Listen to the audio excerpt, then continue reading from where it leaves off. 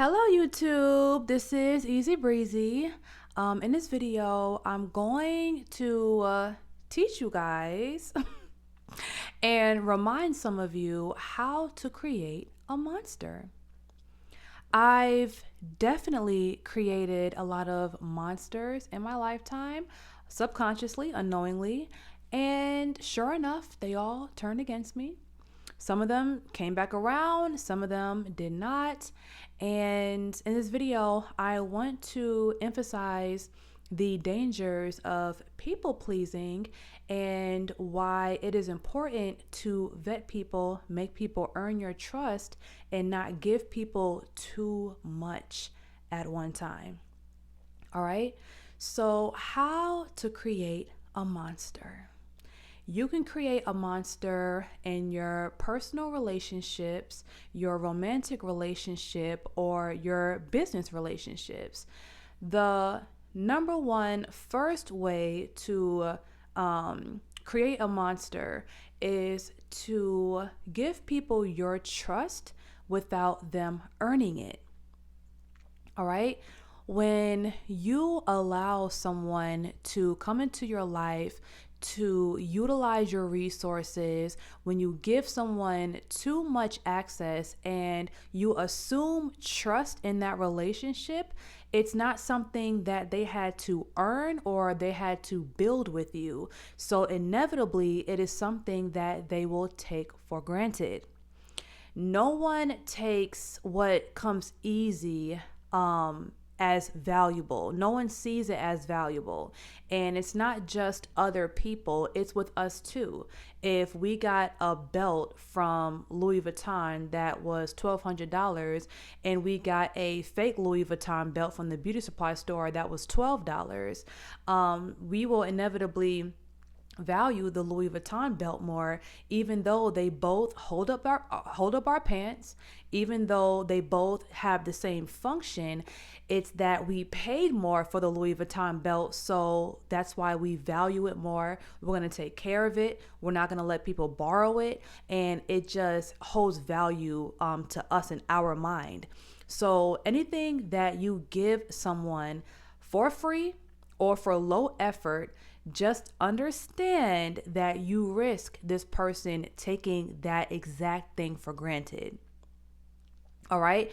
So for people who are suffering from people pleasing syndrome, we tend to think that the more we give people, the more we earn people's respect, the more we earn people's love and appreciation. And unfortunately, we realize that we run into a lot of people that exude the exact opposite. And in the beginning, they may show appreciation, or they may, act like they're about to reciprocate that energy. And then over time, we start to see that these people start acting funny, or they start throwing shade, or they start to compete with us. We realize that we are the only ones actually giving energy in the whole relationship.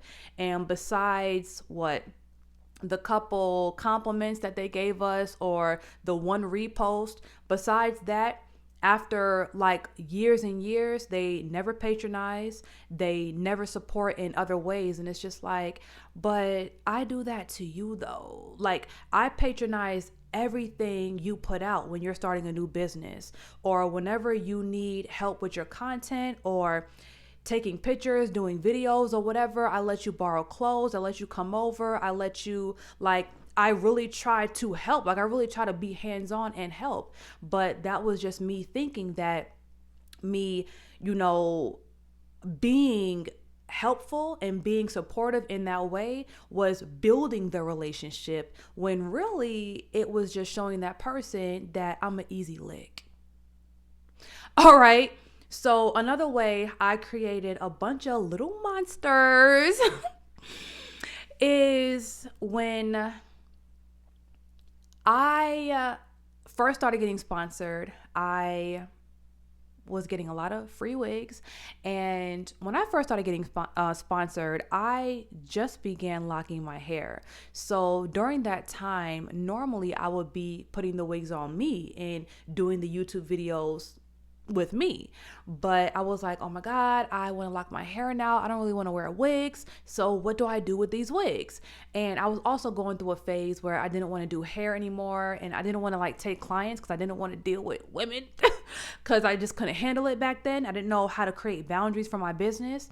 So I was like, you know what? Let me just give all these wigs to my friends and have my friends come on my channel. And, you know, we can like kind of be like a friend group, you know, and I can have all my friends in my videos and we can have dialogue. And I wanted to create that culture. I'm like, this sounds like a great idea. But the thing is, what happened over time is certain friends started to feel entitled to my wigs, right?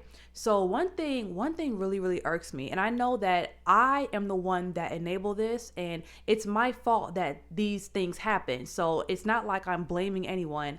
I'm taking full accountability, okay? This video was called How to Make Monsters, not how monsters attack you. It's how you make them. Okay? So what I was doing was I was offering wigs and installs to my friends like it was a regular play date. Like, you know how sometimes you'll contact your friend and be like, hey, let's go out to eat or let's get something to drink. My thing was, you know, come over, let's do a video. I got some new wigs, because naturally that's my way of working and having fun. Like, my business is my fun. I literally enjoy this. This is my hobby / business. So I think that my friends didn't realize that this kind of is my business, even though we do have a lot of fun, you know, when you're over my house and we're doing these videos and stuff like that, and you're getting your hair done. So it's like a win-win. But over time, they started to feel very entitled. So then some of my friends would be like, oh, you know, let me know when you get a blonde wig. I want all your blonde wigs, or I want all your colored wigs. And that's the moment I would be like, you can't claim my incoming wigs. Like, if you're paying me, yes, you can claim a wig. I don't mind. You don't have to pay me full price, you know, just offer me something, you know, like give me some type of incentive to secure my resources for you, you know. But they would be like, yeah, let me know, or when you're getting, you know, certain wigs so I can have it.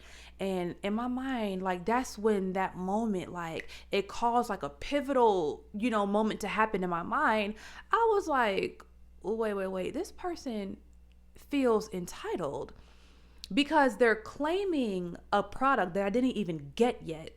So they want me to carve out a piece of my business for them, and they're not even offering to pay me anything. It wasn't even like, hey girl, you know, if I give you $50, can you save a wig from me? Or if I give you $100, can you save a wig? It was just like, can you? And even though they weren't wrong for doing that, because that's the environment that I created, I started to get offended. And I was like, maybe I need to kind of like either start making them pay a little bit, or just start looking for girls that want to pay. Because once they started asking me for things, that's when I was like, this is not fun anymore. Right? So another thing that used to really like that used to happen with my wigs is my friends used to get mad at me if I didn't do their hair for free. Now, I've done all of my friends' hair at least 5 times. No, maybe like friends that were like on my outer circle, I probably did their hair like 3 times, gave them 3 free wigs, you know, had them on my channel. I can pull up their receipts because they're still on my channel. And they didn't pay $1, you know.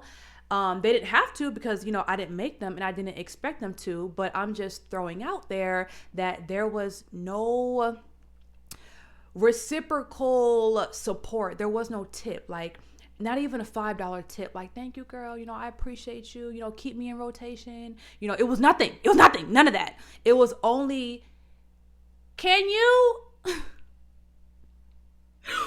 And here's the thing. The reason why that bothers me so much is because I am not that type of person. Like, I will never do that. Like, if I had a friend, right, that got wigs and I was able to come get my hair done for free and a free install, do you understand that I will be still paying her like $50 to $100 just so she can want to work with me more? Like, hell yeah, girl. Like, I'll pay you a little bit, you know what I'm saying? Like, I'll tip you really, really good. Just, keep me in your rotation, girl, you know what I'm saying? But it was like none of my friends had that. None of them had that energy. So it was getting annoying that all of my friends, now mind you, I didn't have like a small circle of friends with 2 girls, 3 girls. It was like 8 to 10 girls that all were having this entitled feeling. So I started to feel drained. Like anyone would, So another thing that really made me be like, girl, y'all is tripping, is one time I had a friend, it was her birthday. I did her hair for free, gave her a free wig. And I'm not saying that, oh, I am the most high because I'm able to give you a free wig. It's like, I'm not saying that I'm above or that I'm better or that I'm, the most resourceful, the most godly friend. I'm just saying, is there any way that you can show me any support, patronize, or consider my feelings at all? Like, is there no room for that? Anyways, this is about accountability. So I got off track, y'all. Okay, so back to the story. So I did my friend's, my homegirl's hair, and she was happy, whatever, it was her birthday, So then I guess she was like doing another celebration like 2 weeks later, and she ended up like telling my, no, okay, wait, pause. This is one of my friends that were not in my inner circle, but she was like in my outer circle. Like, I still, was close to her, but it's not like she had like my closest friend privileges. And when I say closest friend, I mean the friend that did the most for me. We were the closest. We always had like a reciprocal relationship, and like it just wasn't on that level, but I still, I still liked her. I still loved her. But she said, hey, can you book me another appointment in 2 weeks? And y'all, this is when I got a little triggered again. I was like, book you? Now, I didn't say this. This is all like dialogue in my mind. I'm like, book you. Book you. You want me to book? You know what a booking is? A booking is when you pay for an appointment. If you want me to give you a wig, why didn't you say, hey girl, in 2 weeks, do you mind, putting me aside another wig because I wanted to get another hairstyle for this event or whatever? It was, hey, can you book me in 2 weeks? I'm sorry, y'all. I'm sorry, but am I tripping? Like, isn't that the wrong, like, verbiage? You know what I'm saying? So I texted her back and I was like, hey, that's not how that really works. I was like, well, if you want to book me, then, I can charge you like, something small for the wig, like 100 or 150 if you want to secure one of my wigs. But if I just need you as a model, then that's when I'll let you know when I need you. And she said, okay. And me and that girl did not speak for the next year. Now, the reason why I know that she was ignoring me is because I sent her a message. I don't remember what it was, but I sent her a message like after that moment, and she never texted me back. So when I realized, oh, okay, it's pressure. It's pressure. That's when I kind of like willingly let go of the friendship, because really, over a wig? And I've already done this friend's hair like 3 times in the past. So I was shocked at the amount of entitlement that she had and how willing she was to cut me off because I told her that to secure one of my wigs you have to pay, or if you are invited on my channel then you have to wait for the invite. So and it wasn't just with her, but it was with multiple people in my friend group. It was another girl that was like, I feel like you do so and so's hair so much, and I just feel like it's not fair. And I'm thinking in my head, girl, what you mean not fair? Like, it doesn't matter if I did your hair once. The friend that I'm talking about in particular, I think I did her hair, I think it was like twice. I gave her a free wig, did her install for my channel. But girl, even if I did your hair once, what makes me what? Why do I have to consider you in order for you to be a friend of mine? Why does that determine our friendship? Why does that determine the level of our friendship? Why is it not fair? What do you mean it's not fair? Like, what do you mean? And then the friend's hair that I was doing, it's not like I was doing it because, oh, she's my favorite one. It's because my fan base took a liking to her, and every video that I did with her, it got a lot of views. So I made her kind of like my YouTube brand ambassador. But y'all, the other girls was not feeling it. They was not feeling it. So it started to build contempt. It started to build tension in a lot of my female friendships. And that's when I realized, you know what? I've been giving away way too many resources for free. I've been giving away way too much of myself without any reciprocation or any exchange of energy. So while I'm thinking that, I'm lifting the squad up and, I'm becoming a resource for my team, and I'm trying to put everyone on and, give people like an opportunity to be a part of what I got going on and stuff like that. I thought that I was doing something positive when really I was just building contempt within my relationships because I was giving too much. They did not appreciate it. They started to feel entitled and greedy. They started to compete with each other for my shit. Then they started to get mad at me because I wasn't doing her hair as much as I was doing her hair, or I wasn't calling her for a video as much as I was doing her. And it was just like, shut up. Just shut up. All of y'all, shut up.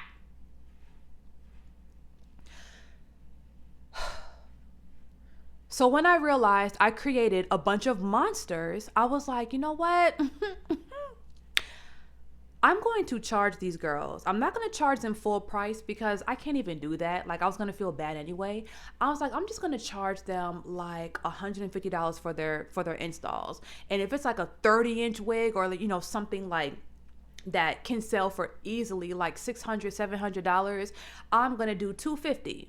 So one of my friends, she actually did get a wig installed from me for $250. I was proud of her. I was like, yes, girl, like, let's elevate this friendship. Let's patronize each other, girl. That's what's up. And then another one of my friends, she got with the program a little bit in the beginning. Like, she paid for one $150 install. But then after that, it was kind of just like, hey, girl, I had to lend money to my boyfriend. Can you do my hair for $50? Hey, girl, can I pay you $50 here? And can I pay $50 next month? It was just like,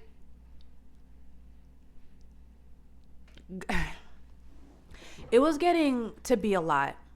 And long story short, when I started to charge the main girl, right, the girl that was getting her hair done a lot, our friendship dynamic changed. Not in a way where, oh my God, we just became enemies out of nowhere, but I realized that her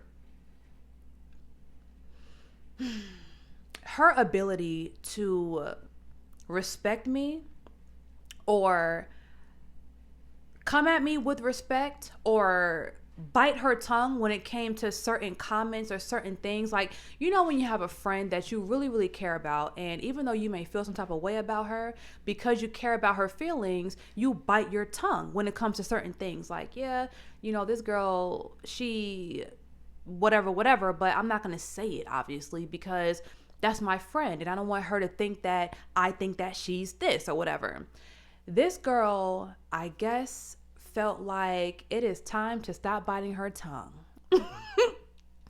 Because she pays $150 for her wig and her install, so now she can do whatever, say whatever, and have that energy toward me.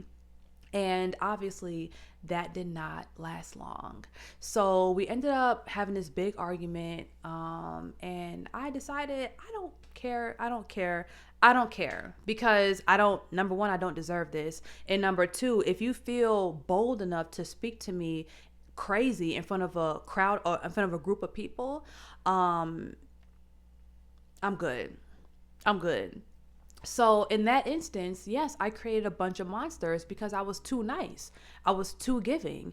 And I was naive thinking that me doing this stuff for people was going to strengthen the connection. And I'm, building the squad up and lifting the squad up, when really it was making people greedy. It was giving people a sense of entitlement. And it absolutely did not make people appreciate or respect me. So another way to create a bunch of monsters is to always big people up. Now, I know that this is a hard one because it's like, damn, like I can't be a positive person. I love complimenting people. I love bigging people up. I love shining light on people.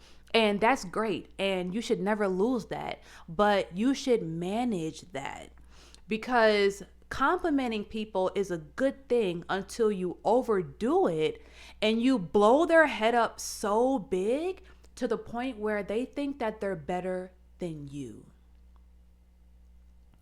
I've done this so many times on accident. I thought that me bigging this person up constantly, speaking highly of them, I can see you doing this, you're so good at this, keep going with that because you're gonna make it, I'll help you with this and blah, blah, blah, blah. Me doing that to people, and mind you, that is my default personality. That literally comes out like word vomit. That's just how I am. So I realized that I had to really manage that, because the people, certain people, not everyone, that I was doing that for, they ended up becoming real bougie. Real bougie. To the point where they started to talk to me crazy. Yeah. Me crazy. So, I would think, okay, you know what? Maybe this friend, maybe she's just spoiled. I spoiled her. She's a spoiled brat. She's just she's the youngest in her family, or she always gets what she wants, or she's a crybaby or whatever. I tried to brush it off to that until I realized these bitches are grown. They are full-grown adults. They know what they're doing. They know how to pay for services. They know how to patronize. They know how to support. They're just not doing it for me. They're just not doing it because I've been giving it away for free for so long. I set my own value in their mind. In their mind, what I have to give, they want it, but they're not going to pay for it because I already give it away for free. They don't have to respect me. They don't have to watch their tongue around me. They don't have to pay for anything. They don't have to put in any type of effort because I already set my value at $0 and 0 cents. So, like I said, when it comes to accountability, you can't really blame people for using you after a certain period of time, because it's why are you getting used? Why are you getting used, and why are other people in life not getting used? You act like me me talking to myself, you act like you're the only resourceful person in this world. There are other people in this world that have things to offer their spouse and their friends, and they don't get used. You think everyone with resources gets used? No, they don't. So why are you getting used? Because you're letting people use you. You're not requiring anyone to offer any exchange of energy for your gift, your resources, your talent. Why did you set your value so low? You are a Louis Vuitton belt, but you're acting like a beauty supply store belt. Why buy the whole cow when you can get the milk for free? Right? So I ended up like saying, you know what? I can't do this. I can't do this. I've done that even in romantic relationships. You know, I would be with a guy and I would want to uplift that guy and help him and support him and be everything to him and do everything for him. And sure enough, after a year, 2 years, the guy starts to not appreciate it anymore. Because that is my default mode. I don't require, or I didn't require, because I definitely learned from this. I didn't require a guy to apply pressure. All we had to do was have a fiery connection, a lustful connection, and just be around each other. That's all that was required. And I would commit to him. I would do things for him. You know, if push came to shove and he needed to borrow money, you know, I would loan him money. I would buy him food. It was just like I was going overboard with the people pleasing. Overboard. So, you know, I realized that you have to build standards for yourself and other people. What do people have to give to you in order to obtain something that you have? You know, what does someone have to have? What does someone have to have for you? What value do you want from this person so that you can give that person your value, right? So when you have standards, you'll never fall for the okie doke. You'll never feel pressure to do something for someone for nothing in return, right? When you have standards, people come correct. If you have a price and you want everyone to pay you that price, you cannot discount, you cannot fold, you cannot feel bad about charging someone and lower the price, because you're only going to regret it in the end. And that person is not going to appreciate the price drop. They're going to take what they can get. So just understand that there's always someone that has what you're looking for. There's always someone that has it, that has what you need. So even though the first person may not be willing to pay your price, if you stay down and you keep on, you know, adding value to yourself, evolving yourself, you will eventually attract people that want to pay for what you got. You know, so when it came to the friends and the hair thing, I realized, you know what? I'm not going to do anyone's hair unless they're paying me now. So instead of doing all my friends' hair for free, I started taking clients again. And it took no time for my old clients and newer clients to be like, oh my God, like, I can't believe you're doing these specials for so cheap. And, you know, it was pure profit for me. So it was still, it was a win-win for me and the person. But they realized, like, first of all, these prices aren't even high. Like for a wig and an install for $400, $500, like you're still saving hundreds of dollars.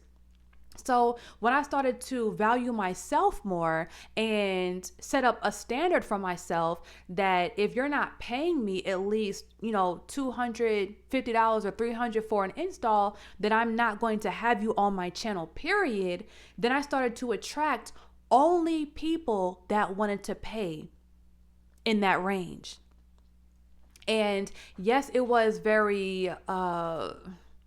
it was disappointing that my friends that I came up with, the girls that I really wanted the approval from and the support from, it was very disappointing that they kind of like started to treat me different, and our relationship started to become weird and catty, and it was like becoming such a weird situation. I'm like, damn, like this is exactly the opposite of what I wanted to happen. But I realized that you can't choose who appreciates you. You can't choose who respects you. You just have to be yourself, and you attract your tribe. You attract the people that want to pour into you. You don't choose that, right? Because I was trying to control that aspect of my life, I was experiencing a lot of restriction and a lot of pushback and resistance. But when I let go of that expectation of those people and I said, you know what? I'm going to let anyone come get their hair done as long as they're paying. Then I started to attract friends and clients that was perfectly okay with my prices, did not give me no lip, did not give me no pushback, and definitely did not turn on me, right? They say that it is easier to say no first and then say yes second, rather than say yes all the time first and then come back and say no. When you always say yes and then you come back and say no, it's obviously going to make people feel some type of way. It's obviously going to make people be like, well, I'm going to go to somebody else. You know what I'm saying? So it's not even like I blame them. I blame myself for creating that environment. I blame myself for training the people around me to expect things from me for free. I blame myself. I could have trained them from the beginning to at least pay something, and I could have went up on the price maybe little by little from my friends, but I didn't have to start from such a low standard, and go from 0 to 200 or 250. It's a big jump for people that are already spoiled, right? So, now that I have clients that are super unproblematic, they never have a problem with money. And not only that, but they appreciate me so much. It's like, oh my God, like my community is filled with love and energy. And it's the energy that I expected out of the people that were closest to me.